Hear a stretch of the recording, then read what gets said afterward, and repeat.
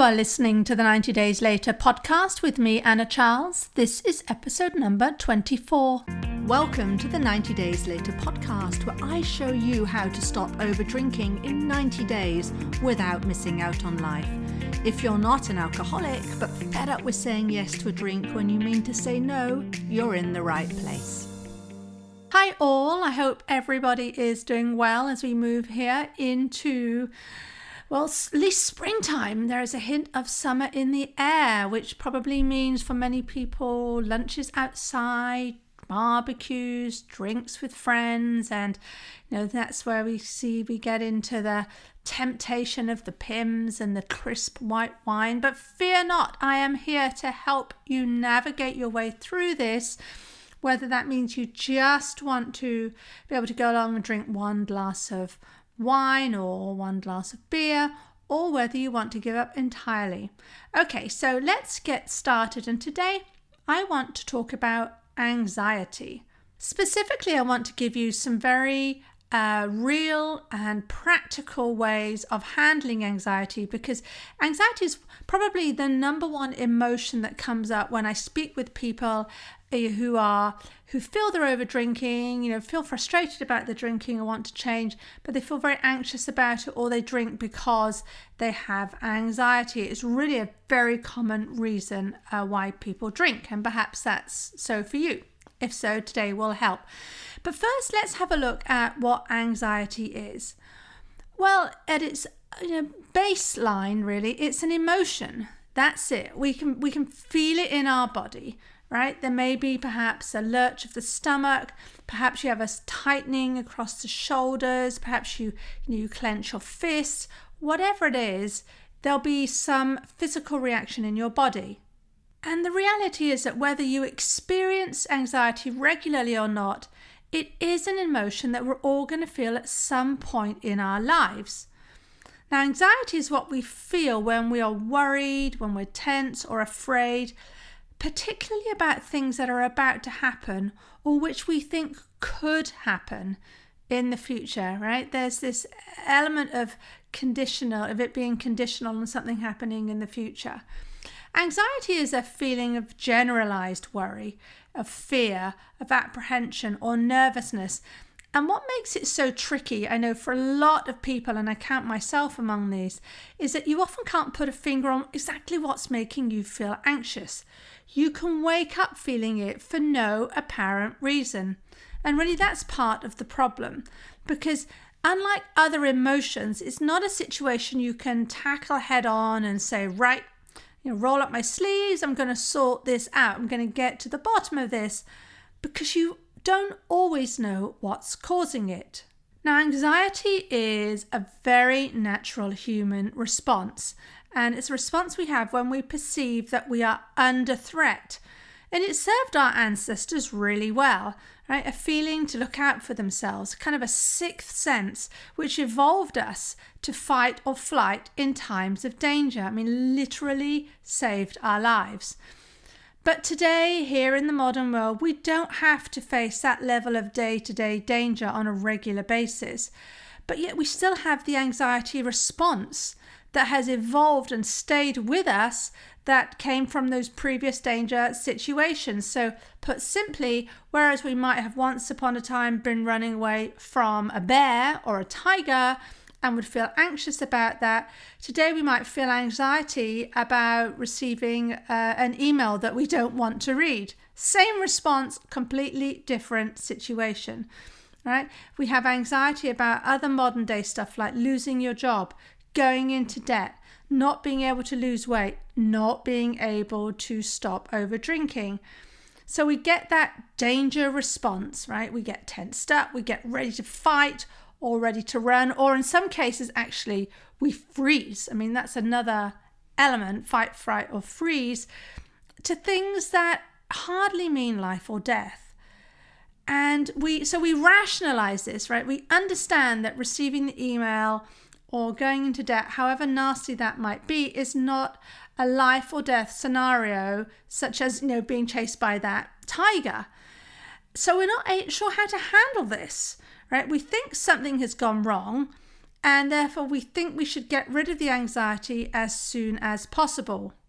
Now, what often happens at this point, if you have an issue with drinking, or if you have taught yourself to drink, right, when you feel anxiety, is that alcohol is the way that we kind of cope with it. We treat it as a coping mechanism. I hear those 3 words together a lot. Alcohol as a coping mechanism, or maybe it's 5 words, and we use for anxiety. But the real downer is it's only temporary, right? So we numb out with drink to change how we feel. I mean, we do this for all emotions. If we don't want to feel sad, if we don't want to feel scared, if we don't, whatever it is we don't want to feel, if we drink, it kind of, numbs that out. It turns the volume down on the feeling we don't want to feel, including anxiety, in order to give ourselves pleasure in the moment. However, it is only temporary. The anxiety is still there. The anxiety is going to come back. The anxiety is still going to be as bewildering as it is today, only with a side dish, served with a side dish of an alcohol habit too, however mild that might be, right? But what I want to offer is that anxiety isn't a problem until we make it one with our response. So we have the ultimate control on how we're going to deal with anxiety, and to move our way through it as quickly as possible. I don't think there's ever going to be a way where we sort of can eliminate anxiety from our lives entirely. In fact, that probably wouldn't be a good thing. It is a survival instinct. We do want to have it as a way to help us make decisions, but don't feel so constrained by it that we are drinking to get rid of it, and we're not finding out what's at the base of it. So for those of you who follow my work or follow the podcast, you'll know I do a lot around managing urges to drink, and you're going to see some themes here in the 3 ways of approaching and handling anxiety. Now, many people, in fact, probably one of the most common responses to having anxiety is to sort of resist and react, right? This is when you see anxiety as something that's coming at you, as kind of an enemy agent, and you're going to go to battle with it. You're going to go into battle with yourself because you're the one who's generating the feeling of anxiety. There's going to be quite some reaction. Now, you might find it easier actually to think of other people you've seen who've had this reaction, right? Have you ever noticed people who are really, really anxious? That really does boil down into this fight or flight thing. And as I said, freeze is another reaction where they will just not do anything, right? Just be absolutely struck dumb, it seems. But if we resist and react, we fuel it by thrashing out. That might involve things like picking fights, running around frantically trying to get stuff done, right? Anything to keep the anxiety at bay. We start worrying about the fact that we're feeling anxious, right? So not only are we in the emotion of anxiety, we're now adding another layer of emotion of worry into the mix, because we start to judge ourselves to say, what on earth is going on here? Why are you feeling so anxious? And if anything, that just increases the tension. And that type of reaction only fuels the feeling, right? Heightens the intensity of the energy and pushes us deeper into the feeling of anxiety. It creates the exact opposite result than the one that we want to. The second very common response is to avoid. This is when we pretend the anxiety isn't there. It's a little bit like a child. When a child's playing hide and seek when they're very young, they might hold their hands in front of their face, right? They can't see you, so that means you are not there, even though you haven't moved at all. And how we handle this when we avoid is that we distract ourselves. So there's a lot of distraction going on. We might spend hours clicking around on the internet through drink, right? We distract ourselves with drink. We might distract ourselves with food. anything really to get the anxiety, just to sort of to shove it to one side and to pretend it isn't there. But the relief is only temporary. It doesn't go away forever. It inevitably comes back. So let's say that you're somebody who, to avoid feeling anxious, will drink, right? So you'll numb yourself out, you'll give yourself that temporary concentrated pleasure of alcohol so that you can kind of shove the anxiety to one side. Now, that's well and good maybe in the moment, but you're now going to have a drinking habit to contend with. And that drinking habit is going to make you're going to feel anxious about having created that drinking habit. And that is then going to make you want to drink more, because the thing that stops you feeling so anxious, you've taught yourself, is to drink. You see how it goes? So you sort of get caught in this spiral. If you feel anxious, so you drink, but by drinking, you're then perpetuating the anxiety. And this just gives the anxiety power. It becomes a bigger sense of power over time, where you will feel out of control, and perhaps try other distraction techniques to remove this sense of anxiety, this sense of danger. And it really becomes this very nasty spiral that you can fall into. Now, the third approach, and the one that does work, and again, this is much like my work in managing urges to drink, is to observe the anxiety and accept it's there. Just learn to accept it as part of the human experience. It really helps, actually, if you can try and sort of step outside of yourself. Pretend you're a scientist, you're inspecting yourself and looking at what's going on. This really gives you a moment of perspective. And when you accept something about yourself, you just accept it's happening. Oh yeah, I'm feeling anxious because of, fill in the blanks, whatever is happening. That's when you then have the power to change it, right? Because you're not reacting to it and going all in on a fight and then increasing the tension, and you're not avoiding it and pretending it isn't there. Instead, by accepting it, you're going to be giving yourself agency and authority over yourself. Now, I caution here, it doesn't mean that the anxiety will go away, but you will get back your sense of control. And this will give you the time to realize that anxiety is maybe giving you a signal that there's something not right. Again, this is where it can be useful. There can be some use to it. Pausing and observing gives you that control, lets you check it out. Perhaps that's the case, perhaps it isn't, right? It can just be that it's just this generalized feeling that just appears sometimes out of nowhere. And by taking this approach, by observing and accepting, and by taking a look to see, what is causing the anxiety, that means you're not going to be responding by reaching for the bottle of wine, right? You're going to be tackling what's going on, and you won't be then perpetuating your anxiety with the worry that, oh my goodness, and now I'm drinking, and, then feeling anxious about that. So that's all well and good with regard to, how you handle it. But then when you are in that observe and accept, what are the ways that there are what are the different techniques you can use to then work your way through the anxiety? Because just observing and accepting it doesn't mean it's necessarily quote unquote easy, right? It will still feel uncomfortable, but there are ways that you can work your way through it. And I'm going to give 6 here. You don't need to do them all every time, of course. I would recommend that you do try them out. Some people prefer one method or the other, and you'll only really know that by trying and really applying in your situation. Okay, so the first one is very simple. You just name it and you describe it, right? So you name the anxiety and you describe it. So you recognize you feel anxious. You name it. It can be as simple as saying or writing down, I'm feeling anxious. Then describe it. How does it feel physically on your body? Now, for me, it's tension in my shoulders. Always in my shoulders. In fact, very specifically my left shoulder blade. And I know for me that's a signal. If I'm feeling tense there, then there's something going on. And it gives me a chance to really stop and take a look at what's happening. And you will get a lot of power and a lot of, you'll feel responsible and decisive by being able to name that you have the anxiety, looking and describing it.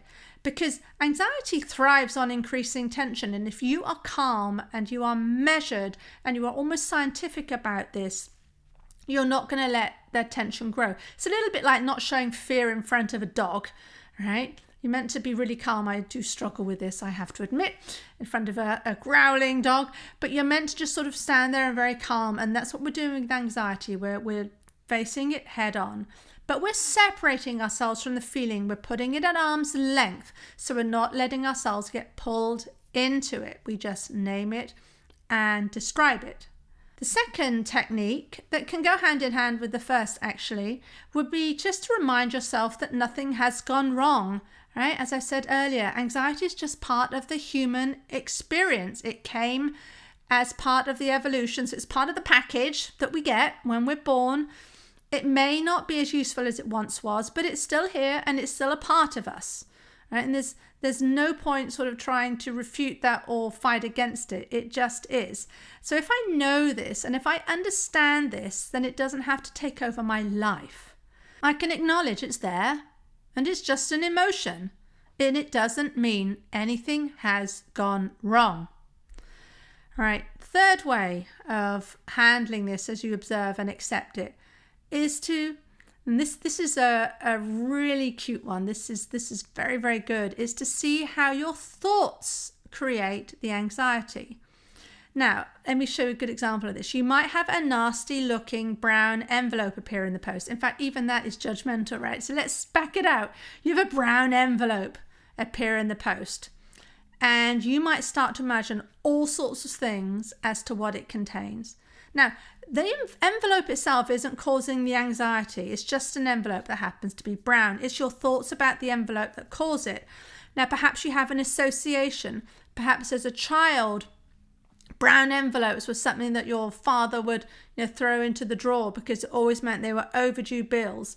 You can worry about what it contains, and then you're going to spin out on all sorts of possibilities as to who's chasing you for money, who's chasing you for this, who's chasing for that. It's bad news. I mean, very much I used to have this brown envelope equals bad news relationship between the two.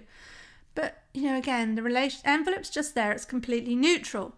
In fact, somebody else could have a totally different reaction. Somebody else could look at it and get an excited sensation. Perhaps if they used to receive brown envelopes from a very good friend, right? It would be nice letters inside it. You see how that goes?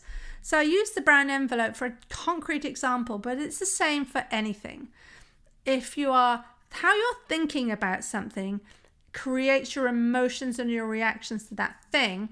And that is the same is true for anxiety. It's really important because it's something that you can change. If you change, back to the brown envelope, if you change your association as brown envelope equals bad news, then you're going to feel not so anxious when a brown envelope appears on your doormat. Fourth idea, super simple. Do a thought download. Right, so a thought download is when you just grab a piece of paper, or you can do it on your phone or your laptop, and basically write down all the thoughts that you have. Just put them down on paper, right? And this is a little bit like, I think, tipping your handbag up and shaking it on the bed, or to see, just to get everything out. You get all the lipsticks and all the pens and the papers and all the things that you didn't know was there, and you just have a good old sort through. So just sit and write down your thoughts, just all of them. Doing this, you often realize that of course you're feeling anxious. Right? If you look at what you've written, of course you'd feel anxious looking at that. Anybody would feel anxious if they were thinking these thoughts. And then I take my clients through a process where we realize that these thoughts are not facts, right? They are just things we're thinking. They might be things we're thinking on repeat. They might be beliefs that we have because we've thought them so often. But really they're just stories, and they're stories we're choosing to think about a situation like the brown envelope, for instance. It's just something we are choosing to think. Now, more caution when you do this. Don't then sort of go at yourself and get very cross about all the stuff you're thinking. I have some people do this. They use this against themselves. They say, of course I feel anxious thinking this. Why on earth are you thinking this? No. What we're doing this from a very neutral, loving stance, just to understand what's going on. So that if we understand that that's what we're thinking, then of course we're going to feel anxious. And if we are changing our thoughts, that is another way of managing or removing the anxiety. The next one, the fifth point, is to play with the anxiety. And this can feel counterintuitive, but it's really a case of, instead of running from it, to run to it, right? Allow things to go to the worst case scenario. So let's say, you're anxious that you'll never be able to stop drinking. Right? Well, go to that place. Go to that place where every day you drink, the amount that you are now, right? Or maybe try to make the anxiety even bigger, that you're drinking more than you are now, and it'll really bring it on. And the reason I say this is that you will see, if you do this, if you really get into, creating that worst case scenario, you will feel the anxiety rise in you even more. This is very effective for seeing that. But because you can increase it, that means that you have the equal and opposite control to decrease it, right? Because if you're in control, it's like a thermostat. You can turn the heating up or you can turn it down, right? We often don't think that. We often just think that it's just going to get worse and worse, but we are in control of this. So play around with it. Take yourself to the worst case. Take yourself to the best case, right? See what happens. Step 6 is to plan your response to anxiety. So much of my work around over drinking comes down to planning, because we have the prefrontal cortex, and that is, our human brain. That's the piece of the brain that wants the best for us. And, by employing that and using that tool effectively, we can revolutionize our lives. And so with anxiety, I like to do planning too. Forewarned is forearmed. I said earlier, anxiety is going to come up, and it will come up throughout your life. So therefore, I recommend you have a plan for it. Now, this works in particular instances where you see repeat patterns. So let's say you get frustrated by screaming children, let's say, and that's why you're so delighted, as much as you love your children, when they're in bed at the end of the day, because you can then have a glass of wine. Right, I would like you to take yourself to the situation where the children are screaming and visualize it, right? So visualize a child screaming and how you want to handle that. How do you want to handle that? So don't just let yourself sort of wait until you're in a situation where the child is screaming and you feel your anxiety going up. Plan ahead. How do you want to handle that? How do you want to handle the inevitable emotion that is going to come up without overreacting to it, right? So think ahead of this. Do you have anxiety triggers? Is there a particular circumstance or a person or something that someone says that is going to trigger thoughts in you that cause anxiety? Now, while it's never the external circumstances that are going to be causing the anxiety, it's always going to be your thoughts about it. Back to the brown envelope example. By preparing your responses and thinking ahead to those situations, you are arming yourself to be effective in your response, rather than saying, oh my gosh, here it comes again. This feels so bad. Where's that wine? Right? This is really a great way to resolve what's happening with anxiety. So there we go. That's the end of this week's podcast.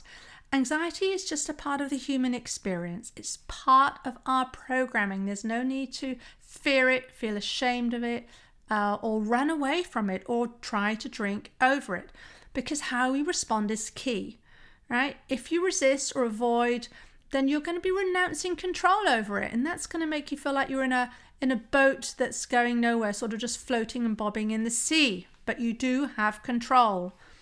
All right, so here is a recap of some strategies if you feel anxious. Name it and understand how it feels in your body. Secondly, remind yourself that nothing has gone wrong.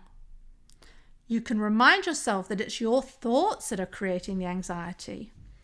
Do a thought download, be curious, play around with it, right? Run towards it, go to the worst case scenario, see how that feels.